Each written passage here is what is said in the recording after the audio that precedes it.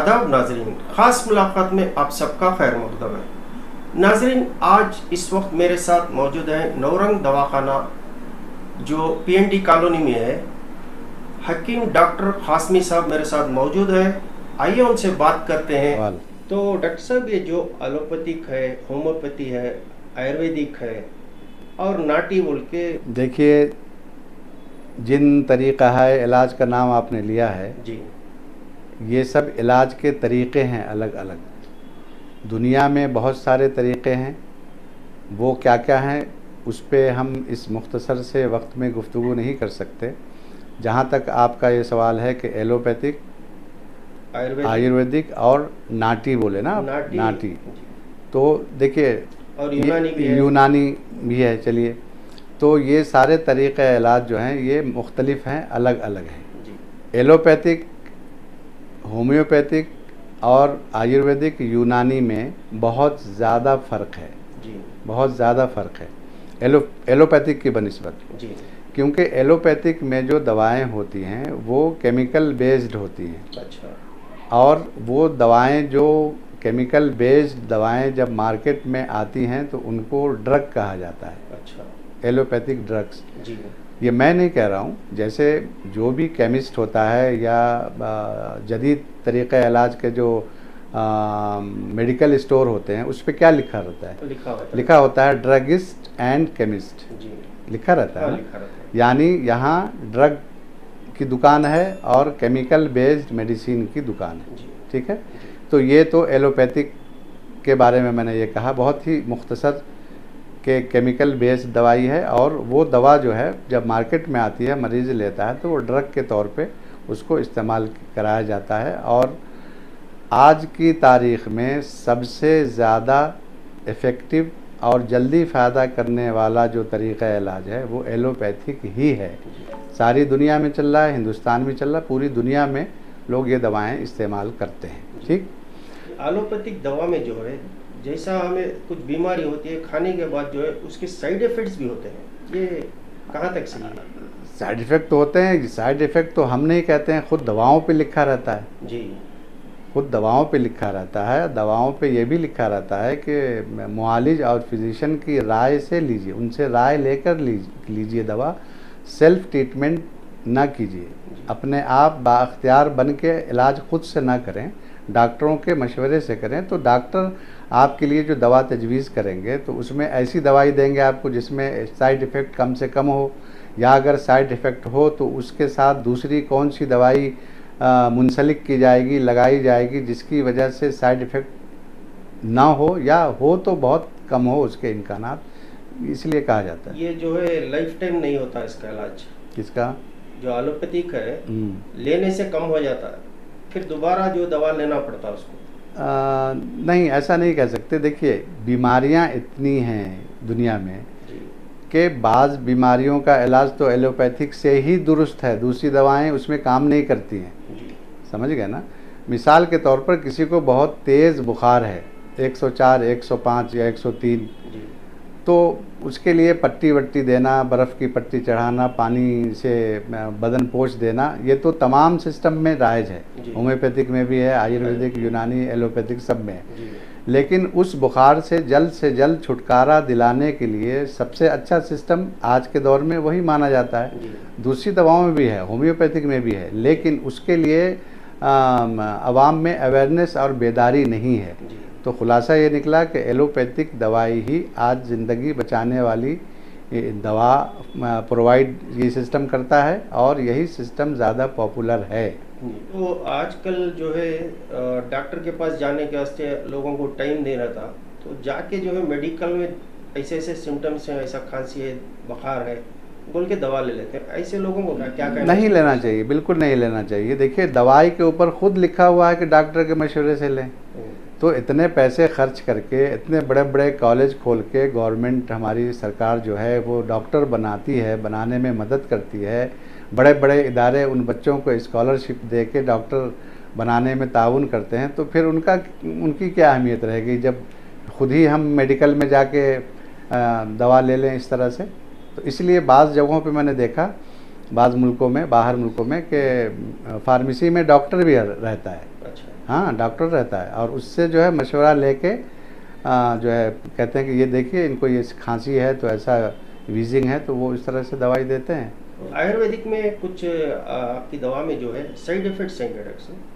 पहली बात थी, पहला सवाल था, उसमें बात ये रह गई। मैंने जी। एलोपैथिक के बारे में तो मुख्तसर बता दिया। जी देखिए, एलोपैथिक में मैं प्रैक्टिस नहीं करता हूँ, ये मेरा सिस्टम नहीं है, तो बहुत ज़्यादा मालूमात फराहम नहीं कर सकता मैं। जितनी जो इन ब्रीफ मुख्तसरन बात थी वो मैंने कर दी, बता दिया आपको, और अच्छी बातें ही बताई कि भाई एलोपैथिक बेहतर तरीका है, दुनिया में यही राइज है जी और फौरी उसके इफाक़े के लिए वो तरीक़ा इलाज नहायत कारआमद है। अब रही बात आयुर्वेदिक यूनानी की, जी तो आयुर्वेदिक यूनानी और होम्योपैथिक ये तीनों, और एक और सिस्टम है उसका नाम नहीं लिया आपने, सिद्धा वैद्यम, जी ये तमिलनाडु में इसका रिवाज बहुत ज़्यादा है। जी ये सिस्टम वहीं की पैदावार है और आयुष मिनिस्ट्री में सिद्धा भी आता है। अच्छा होम्योपैथिक, आयुर्वेदिक, यूनानी, सिद्धा और योगा, जी समझ गए ना, इसके मजमूए का नाम है आयुष। तो आयुर्वेदिक, यूनानी और होम्योपैथिक जो है और सिद्धा, ये चारों एक जैसे ही हैं, भाई बहन हैं आपस में। जी जी सबके दवाई बनाने का तरीक़ा अलग है, अच्छा लेकिन दवाई बनाने में जो चीज़ें होम्योपैथिक वाले इस्तेमाल करते हैं वही आयुर्वेदिक वाले इस्तेमाल करते हैं, यूनानी वाले इस्तेमाल करते हैं और वही सिद्धा वाले इस्तेमाल करते हैं। यानी हर्ब्स, जी जड़ी बूटियाँ, जी दरख्त के पत्ते, दरख्त का फल, दरख्त का फूल, उसकी जड़ें, उसका अरक, उसकी छाल, जी समझेंगे ना, लौंग, इलायची, दालचीनी, सौंफ, ज़ीरा, समझेंगे ना। और मादनियात में, जी मादनियात में भी चीज़ें इस्तेमाल होती हैं, जैसे अबरक है, तांबा है, जी पीतल है, लोहा है, समझ गए, ये है मोती है, जी ये सब दवाई में ये मिक्स जी होता जी है? जी मोती है, सोना है, चांदी है, जी ये हालांकि मादनियात हैं, अच्छा ये मेटल है ना। जी जी तो इसको भी एक ख़ास तरीक़े से, जी। ख़ास प्रोसेस से गुजारने के बाद, जी ऐसा नहीं है कि अगर आप कोई सिल्वर कोटेड टैबलेट खा रहे हैं जी या गोल्ड कोटेड पिल्स यूज़ कर रहे हैं जी तो बिल्कुल सोना ही खा रहे हैं आप, ऐसा नहीं है। वो सोना जो जेवर बनाने के लिए इस्तेमाल होता है, जी। उस सोने से ये सोना बिल्कुल मुख्तलिफ होता है अच्छा और उससे ज़्यादा कीमती होता है। जी उसका जो प्रोसेस होता है, जिस प्रोसेस से गुजारने के बाद इसको इंसानी जिस्म को फ़ायदा पहुँचाने के तौर पर, मुआविन के तौर पर और हेल्पिंग मेडिसिन या ड्रग के तौर पर इस्तेमाल करते हैं, तो वो डायरेक्ट सोना नहीं होता है, वो उसको बहुत सारे मराहिल से गुजार के इस्तेमाल किया जाता है। तो मैं ये अर्ज़ कर रहा था कि होम्योपैथिक, यूनानी और आयुर्वेदिक और सिद्धा, जी ये चारों आपस में भाई बहन हैं, ये जी समझ गए। जी। सारी चीज़ें एक जैसी इस्तेमाल होती है। फ़र्क ये है कि होम्योपैथिक वाले जड़ी बूटियों और बीज और सीड्स जो हैं उसका जौहर अल्कोहल पे कशीद करके मरीज़ को इस्तेमाल करवाते हैं, समझ गए। जी और दूसरे सिद्धा, यूनानी और आयुर्वेदिक वाले डायरेक्ट हर्ब्स को इस्तेमाल करते हैं, ये फ़र्क है। अच्छा ये नाटी दवा बोलते हैं ना, क्या नाटी दवा होती है डॉक्टर साहब? ये नाटी से मैं भी बहुत परेशान जी रहता हूँ। अक्सर नाटी का मतलब ये है, देखिए हमारे साउथ इंडिया में जी देसी इलाज के लफ्ज़ की, देसी इलाज के मफहूम की ताबीर के लिए नाटी का लफ्ज़ इस्तेमाल करते हैं। जी जैसे भाई देसी इलाज, अच्छा तो वही नाटी इलाज। जी नाटी इलाज जो यहाँ राइज है उसका मतलब ये है कि घरेलू तौर पर, जी मिसाल के तौर पर किसी को खांसी हो रही है, जी बार बार इरिटेशन हो रहा है हलक में जी और खांसी हो रही है, तो चलिए हमारे घर की दादी ने या फूफी ने या वालिदा ने ये कहा कि नमक का पानी पिला दो इसको, नमक और काली मिर्च को कूट के पानी में उबाल के छान के उसको पिला दो, कम हो जाएगा। हमारे बचपन में वही इलाज करता जी था, जी घरेलू इलाज। जी जी या अदरक का जूस जो है 10 कतरे या 5 कतरे उसको शहद में, ये इलाज नहीं बता रहा हूँ मैं, जी, माफ़ जी। करना नहीं। नाजरीन सामी, मैं मिसाल दे रहा हूँ, जी जी मिसाल दे रहा हूँ, जी। समझेगा ना। अब जैसे मिसाल के तौर पर किसी को चोट लग गई, जी बच्चे को मोच आ गई जी टखने के पास पाँव में, तो घर में आई दादी जान ने क्या किया कि हल्दी पीस के जल्दी से उसमें ज़रा सा चूना मिला के उसको जो है एक छोटी देगची में उसको गर्म करके और उसको जो है उसका जो है लेप चढ़ा दिया, जी यानी कुमकुमा नीम गरम, जी उससे आराम हो गया। तो दरअसल इसको नाटी इलाज कहा जाता है। अच्छा। नाटी इलाज कोई डॉक्टर नहीं करता है। जी, जी। नाटी इलाज कोई हकीम या वेद नहीं करता है। घरेलू जो चीजों में जी जी जी जी इस्तेमाल करते हैं उसको जी आके नाटी उसको कहते हैं। मिसाल के तौर पर यरकान है। जी। अब किसी के पास कोई ख़ानदानी नुस्खा है जी। कि फ़लाँ पत्ते को फ़लाँ दवाई के साथ मिला के पीस के उसकी गोली बना के खिलाने 3 दिन खिलाने से यरकान दूर हो जाता है। वो उनके तजर्बे और मुशाहिदे में आई हुई चीज़ है, तो उसको जो है उर्फ़ आम में नाटी कहा जाता है। डॉक्टर कोई नाटी इलाज नहीं करता। नाटी का कोई डॉक्टर नहीं होता। नहीं है, नहीं है। समझ गए ना, ये अच्छी तरह समझने की ये चीज़ घरेलू है। इलाज को जो है नाटी बोलते हैं। जी जी जी बिल्कुल बिल्कुल। तो मेरा ये सवाल है डॉक्टर साहब कि आजकल जो है ज़्यादातर जो है कैंसर के पेशेंट ज़्यादा हो रहे हैं, और कैंसर में कितने रकम के कैंसर होते हैं डॉक्टर साहब? देखिए, कैंसर एक दरख्त है जी। और एक दरख्त में कितनी शाखें हो सकती हैं आप बता सकते हैं? नहीं बता नहीं सकते, बता सकते। समझे ना। लेकिन हमारे जदीद और मॉडर्न मेडिकल साइंस ने उन शाखों को मुतय्यन कर दिया है। जी। ठीक है, कितने किस्म के कैंसर हो सकते हैं। जी। फेफड़े का कैंसर हो सकता है, लीवर का कैंसर हो सकता है, ब्रेन ट्यूमर वो कैंसर में कन्वर्ट हो सकता है। इसी तरह से हड्डियों का कैंसर हो सकता है, हड्डी के गुद में जी। जो बोन मैरो कहते हैं ना, जी। वो कैंसर हो सकता है। खून का कैंसर हो सकता है। इसी तरह से मसूड़ों का हो सकता है, दांतों का हो सकता है, यानी वही जबड़ों का, जी। या फिर अक्सर हलक का, अक्सर जो पान पराग जो खाते हैं उनको ज़्यादा हलक, होता है। हाँ हलक वगैरह का। जी।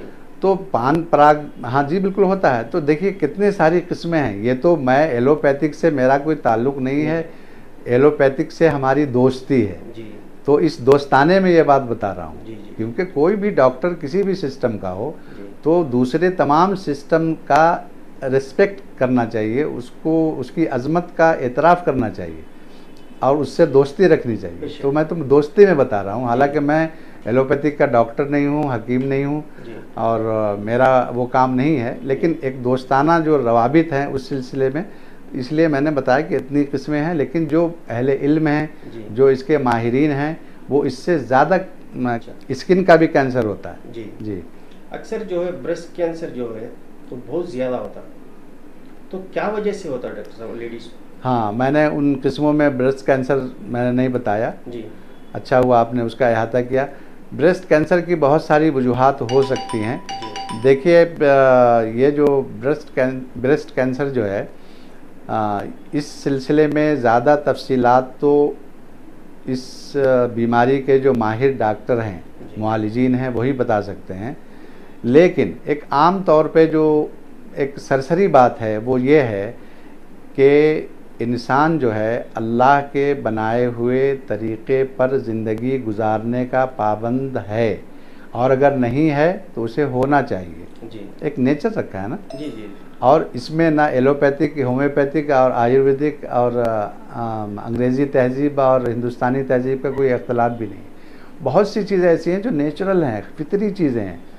लोग कहते हैं, मैंने डॉक्टरों से भी सुना है और पढ़ा भी है, कि जो माएँ अपने बच्चों को जी। फीड नहीं कराती प्रॉपर, जी। जो मुद्दत है उसकी, अच्छा। तो ऐसी माँओं को, ऐसी ख़वातीन को ब्रेस्ट कैंसर हो ही जाएगा ऐसा नहीं है, जी। बल्कि ऐसी ख़वातीन ज़्यादातर इसमें मुब्तला होती हैं। बस इतनी सी बात। अच्छा। उसकी वजूहात कुछ और भी हो सकती हैं। देखिए, शरीयत इस्लामी ने रज़ात या फीडिंग की जो उम्र बताई है वो 2 साल। 2 साल। 2 साल। अच्छा। हौलैन कामिलैन, 2 साल मुकम्मल। जी। और हज़रत इमाम अबू हनीफा, अब ये मजहबी बात आ गई बीच में, जी। जी। नहीं, क्योंकि देखिए हम कोई भी मज़हब हो मेरा हमारा, हम हिंदू हों, मुसलमान हों, ईसाई हों, सिख हों, बौद्ध हों, तो हम तो उससे अटैच्ड है ना, हम उससे मुंसलिक हैं, लगे हुए हैं, उससे हम अलग बाहर नहीं निकल सकते।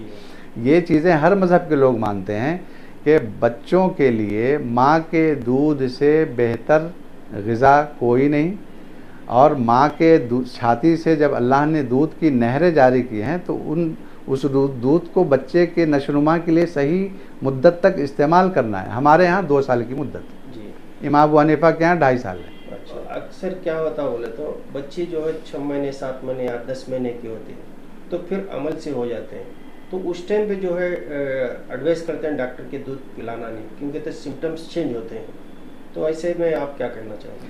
सिस्टम ऑफ ट्रीटमेंट के मुताबिक और वैसे भी मॉडर्न मेडिकल साइंस जो है वो भी इस बात को तस्लीम करने लगी है कि जब तक माँ बच्चे को फीड कराती रहती है आम तौर पर ऐसी ख़वातीन को इस्तक़रार हमल नहीं होता है जी। समझ गए? अच्छा। मुद्दत रज़ात में फीडिंग पीरियड में वो इस्तक़रार हमल नहीं होता। अच्छा। औरत कंसीव नहीं करती, उमूमन ऐसा होता है। अच्छा। अगर दूध पिलाते पिलाते जो है कंसीव हो जा रही है जी। तो इसका मतलब है कि दूध पिलाने में कुछ कमी हो रही है कहीं। अच्छा। ऐसा नहीं है कि बिल्कुल नहीं होता, ऐसा उमूमन ऐसा होता है। तो दूध जो पिलाते हैं बच्चों को दिन में कितने बार पिलाना चाहिए और रात में कितने बार पिलाना चाहिए? देखिए, बच्चे की जो एज है ना, बच्चे की उम्र, बॉर्न बेबी से लीजिए ना। जी जी जी। बच्चा जब आज पैदा हुआ 2 दिन का है या 6 दिन का है तो उसके मैदे में जो ग़िज़ा को रखने या स्टोर करने की जो सलाहियत है वो कम है। अच्छा। और वो जो स्टोरेज रूम है उसका मैदा वो छोटा है बहुत, तो उसको हर घंटे घंटे भूख लगेगी ना। अच्छा। तो आपने देखा होगा हॉस्पिटल में भी नर्सें जो हैं वो घंटे घंटे आके दूध पिलाने के लिए कहती हैं। हाँ। और अगर डिलीवरी नहीं आ रहा है या कुछ आईसीयू में है पेशेंट तो वो फीड कराती हैं सिरिंज से या किसी और तरीके से, जो तरीका है उनका, वो नर्सें खादिमाएँ जो हैं मेडिकल लाइन की वो कराती हैं घंटे घंटे। जैसे जैसे उम्र बढ़ती है तो स्टोरेज का मैदे का साइज़ बड़ा होता है। अच्छा। और उसका ग़िज़ाई मुतालबा बढ़ता है बच्चे का। तो ग़िज़ाई मुतालबे के बढ़ने के साथ साथ उसके ग़िज़ा लेने की मकदार भी बढ़ती है, मकदार बढ़ती है। और ये जो है फासला ज़्यादा होता है और होते होते होते होते बच्चा एक ही बार में इतनी ग़िज़ा सक कर लेता है माँ से कि उसके लिए 2 घंटा काफ़ी होता है, फिर 3 घंटा काफ़ी होता है। फिर जब बच्चा 6 महीने का हो चुका होता है तो हमारे जो बच्चों के माहिर डॉक्टर्स हैं वो किसी भी सिस्टम के हों, एलोपैथिक के साथ, वो हिदायत करते हैं कि अब माँ के दूध के साथ बाहर की ग़िज़ा भी, नर्म ग़िज़ा इनको देनी है।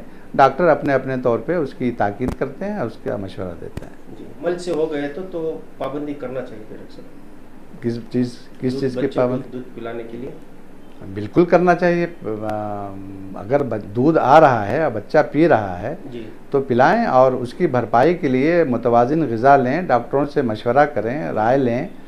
और मैंने कहा ना कि अगर वो प्रॉपर तरीके से फीड करा रही हैं तो हमल टिकता ही नहीं है। अच्छा। नहीं टिकता है। अगर हो गई तो डॉक्टर से मनाना चाहिए, क्योंकि आज के जो वो अपने फिजिशियन से जो जिनसे उनका राब्ता रहता है। देखिए, मैं आम बात तो हुक्म नहीं लगा सकता ना इस बात का। फैमिली डॉक्टर होते हैं, लेडी डॉक्टर होती हैं, जेंट्स डॉक्टर होते हैं, बच्चों के स्पेशलिस्ट, वो उनसे राय लेकर उनकी राय की रोशनी में जो है उस वक्त को मैनेज करें, अय्याम हमल को। और कैंसर का जो इलाज होता है एलोपैथिक में बहुत महंगा होता है, यूनानी में ये इलाज हो सकता है? देखिए, मैंने कहा ना कि कैंसर की जिल्द का भी कैंसर होता है। हमारे यूनानी में कैंसर का नाम है क्या? सरतान। अच्छा। सरतान कहते हैं उसको। सीन रे तोय अलिफ नून, उर्दू में, अरबी में ऐसा लिखा जाएगा। अरबी ज़बान में भी सरतान ही कहते हैं। हमारे तिब्बे यूनानी में भी सरतान ही कहते हैं। और सरतान किसे कहते हैं? सरतान कहते हैं केकड़े को। अच्छा। केकड़ा होता है ना, उसके कितने हाथ पांव होते हैं ऐसे टेढ़े मेढ़े। हाँ। तो इससे जो है, इस लफ्ज़ से मुस्तफ़ाद है, ये लफ्ज़ मुस्तफ़ाद क्या है, पूरा ही वो ले लिया है सरतान। अच्छा। जिस केकड़े का नाम इसलिए कि इसका इलाज बहुत पेचीदा है, जैसा केकड़ा बहुत पेचीदा है। उसके हाथ पांव कैसे टेढ़े होते हैं, सही बात है। सीधे नहीं होते हमारी तरह। कैंसर का वैसा ही, अगर पेचीदा है। जी बहुत पेचीदा है। तो देखिए, दूसरे सिस्टम वाले कुछ भी कहें, जी मैं यूनानी सिस्टम का खादिम हूँ, जी मैं तो ये नहीं कह सकता कि मेरे पास उसका इलाज है या मैं कर देता हूँ, जी। नहीं। लेकिन आप इलाज तो कर सकते हैं उसे। वो देखना है कि वो नहीं, कैंसर मतलब किस बीमारी में किस बीमारी तरह के का है। हिसाब से जो है हम्म, आप वो इलाज जो है कर सकते हैं। इलाज और मतलब वो इस दवा में जो है कम हो सकता है क्या? नहीं, यकीन के साथ नहीं कहा सकता, जी। बिल्कुल नहीं। अच्छा। मेरे पास मेरी जो मालूमात है, जी अब मेरा जो नॉलेज है, मेरी जो 40 साल की जो प्रैक्टिस है मेरे पीछे, जी अब 63 साल का हूँ मैं, 63 का, जी और 40 साल से मैं इस यूनानी प्रैक्टिस में हूँ। जी मुझे नहीं लगता कि किसी मरीज़ को ये कहा जाए कि इलाज करा लीजिए, आप कैंसर आपका ठीक हो जाएगा। जी बल्कि ये याद रखिए, मैं बता रहा हूँ और नाजरीन देख रहे हैं, सामीन सुन रहे हैं, जी हमारे आयुष डिपार्टमेंट ने इस तरह की बात करने से मना किया हुआ है, अच्छा और इस तरह के दावे करने को गुनाह समझा जाता है। अच्छा देखिए, अगर हमने कोई दवा दी, उससे किसी मरीज़ को शिफा हो गई, जी तो इसका ये मतलब नहीं है कि हम चैलेंज करने लगें कि बिल्कुल शर्तिया इलाज करते हैं और इस बीमारी का इलाज होता है हमारे यहाँ। आपकी इत्तला के लिए अर्ज़ है, 2022 में आयुष डिपार्टमेंट की तरफ से जी जो हिदायत जारी हुई हैं, उनमें 50 पे 4 54 बीमारियों का जिक्र है, जी जिसके बारे में उन्होंने कहा है कि इन बीमारियों के इलाज का न कोई दावा कर सकता है, न शर्तिया ऐलान कर सकता है, न उसके नारे लगा सकता है, न उसका स्लोगन बना सकता है। अच्छा इलाज कीजिए, खिदमत है। अगर किसी को फ़ायदा हो जाता है अल्हम्दुलिल्लाह, अगर नहीं होता है तो आगे देखिए और अल्लाह का शुक्र अदा कीजिए। हर हाल में अल्लाह का शुक्र अदा करना है। जी, बेशक। इसलिए मैं ये नहीं कह सकता, और कोई मुझसे कहलवा ही नहीं सकता कि कैंसर का इलाज आप कर देंगे क्या। कहाँ से कर दूंगा मैं, जी। किस चीज़ से कर दूंगा मैं? ये तो है ही बहुत पेचीदा इलाज। नहीं, उसके लिए तो दवा है अब आपके पास। नहीं, हर सिस्टम में है, जी मेरे पास ही नहीं है। मेरे पास क्या है, दवा मेरी नहीं है। नहीं आपकी ये दवा जो दवा है, ये इंडियन सिस्टम ऑफ ट्रीटमेंट की दवाई है, ये आयुष की दवा है। जी जी आयुष ने जिन दवाओं को अप्रूवल दिया हुआ है, जिनको मंजूरी दी हुई है, वो दवाएं हैं। अगर वो दवाई हमने वही किसी पूछना को चाह रहा हूँ जी कि जी जी कैंसर के लिए भी दवा है। हर सिस्टम में है, सिर्फ यूनानी ही में नहीं, जी। हर जैसे दूसरे सिस्टम में है, हमारे यहाँ भी है। लेकिन कैंसर की इतनी शाखें हैं जी। कि ये कह देना कि यही दवाई हर तरह के कैंसर के लिए शाफी इलाज है, ये बिल्कुल मेरे ख्याल में गैर दानिशमंदाना स्टेटमेंट है। ऐसा नहीं कहना चाहिए, जी। और मैं तो खैर कहता ही नहीं हूँ इस तरह की अच्छा, बात। ये एलोपैथिक जो दवाएं खाते रहते हैं, उसके साथ क्या आयुर्वेदिक भी खा सकते हैं? बिल्कुल खा सकते हैं, जी।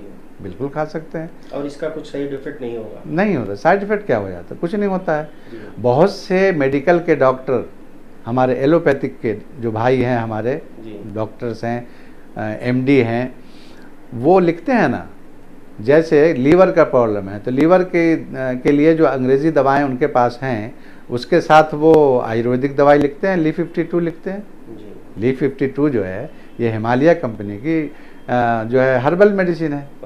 वो लिखते हैं। देखते हैं, कैल्शियम की बहुत सी दवाई हैं, जैसे मिसाल के तौर पर कालजाना टैबलेट है, आयुर्वेदिक दवाई है। जी समझे, बहुत सी आयुर्वेदिक दवाएं हैं, एक नहीं।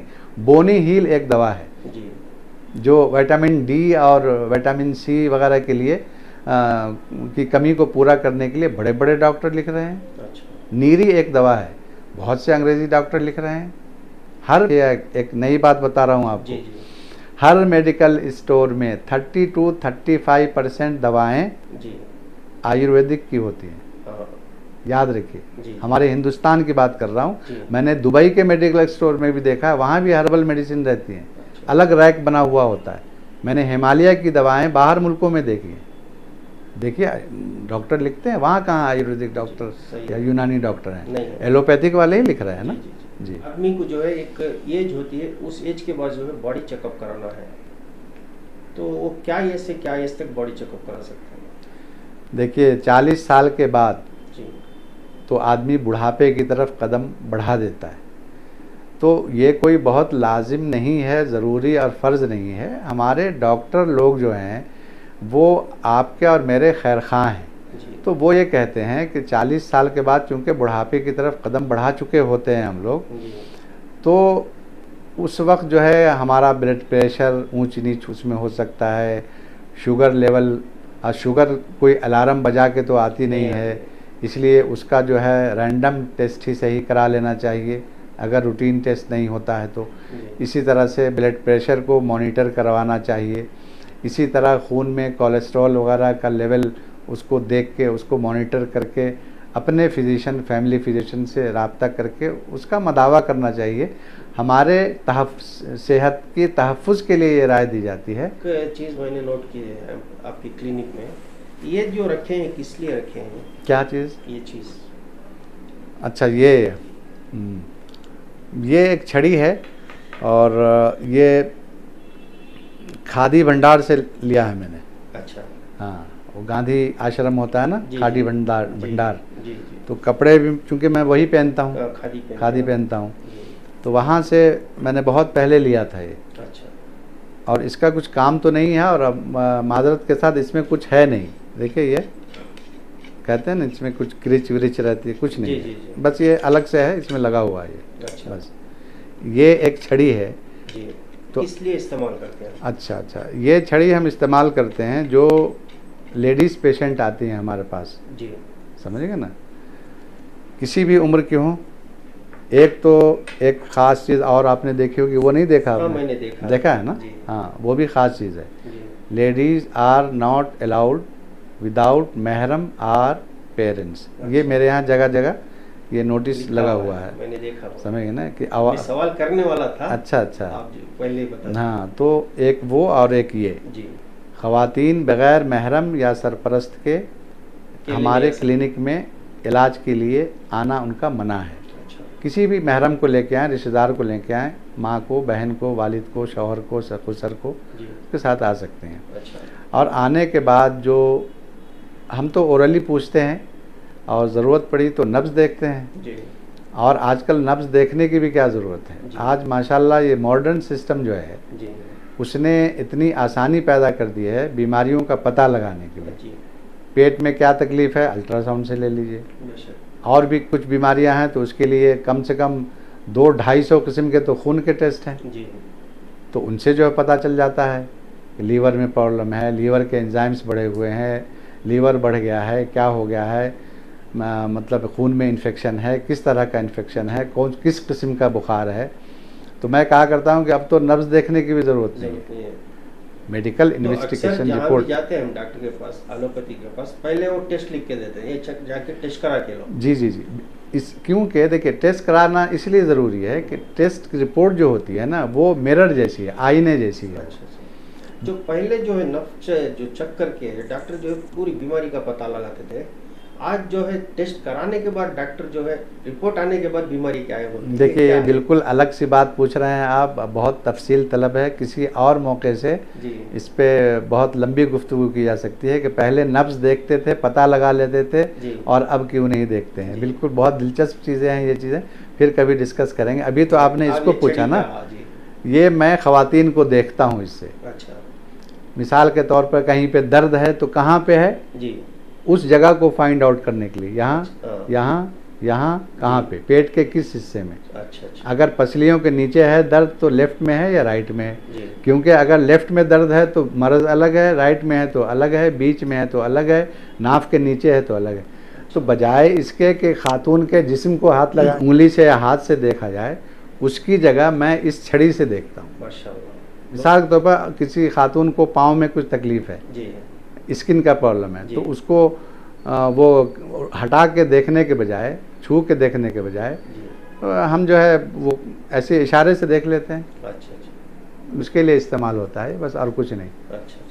खास करके कैंसर के बारे में जो जानकारी दी है बहुत बहुत शुक्रिया। ये तो जानकारी कुछ भी नहीं, मैं क्या जानकारी दे सकता हूँ। जानकारी वो दें जो अहले इल्म है, जिनको मालूमात इस सिलसिले में बहुत ज़्यादा है। जी। आपने छोटे सवाल, आपने तो बड़े सवालात किए, जवाब मैंने छोटा मोटा दिया। नहीं, वाक़िदा आपका भी बहुत जो मेरा शुक्रिया। सवाल था उसका वाक़िदा आप जवाब दिए, शुक्रिया आपका। नाज़रीन, इसी तरह मेरे साथ बने रहिए, ताज़ा तरीन खबरें आप तक पहुँचाता रहूँगा मैं।